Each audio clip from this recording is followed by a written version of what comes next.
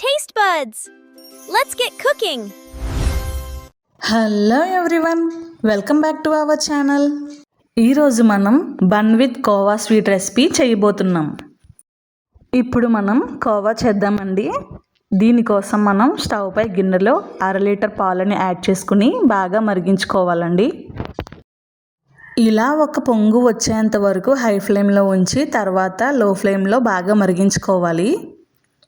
ఇప్పుడు 1/2 లీటర్ పాలకి 1 కప్ షుగర్ని యాడ్ చేసుకోవాలి.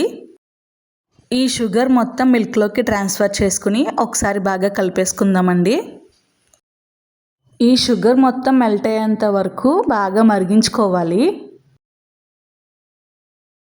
ఇది ఇలా మరుగుతూ ఉన్నప్పుడు 1/2 కప్ మిల్క్ పౌడర్ని కొంచెంగా యాడ్ చేసుకోవాలండి, లేదంటే ఉండలు కట్టేస్తుంది. కొంచెంగా ఎలా యాడ్ చేసుకుంటూ బాగా కలుపుకోవాలి. ఈ మిల్క్ పౌడర్ మనకి బయట మార్కెట్లో దొరుకుతుందండి. ఇలా ఈ మిల్క్ పౌడర్ మొత్తం అందులోకి ట్రాన్స్ఫర్ చేసేసుకుని బాగా కలిపేసుకోవాలండి.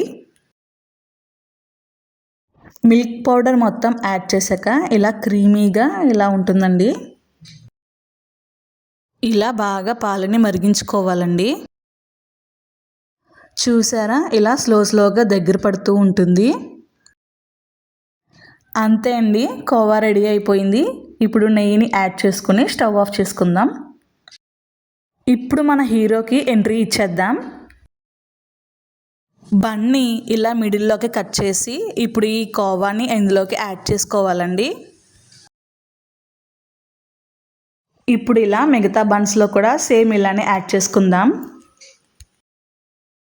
ఒక్క బన్ మాత్రమే తింటే సరిపోదు, ఇంకొక బన్ కూడా తినాలనిపిస్తుందండి. అంత టేస్టీగా ఉంటుంది బన్ విత్ కోవా స్వీట్. అంతే అండి, bun with khoa sweet recipe ready అయిపోయింది. మీకు నేను చేసిన వీడియో నచ్చినట్టయితే లైక్ చేయండి. అలాగే మరిన్ని వీడియోస్ కోసం నా ఛానల్ని సబ్స్క్రైబ్ చేసుకోండి. Thank you everyone.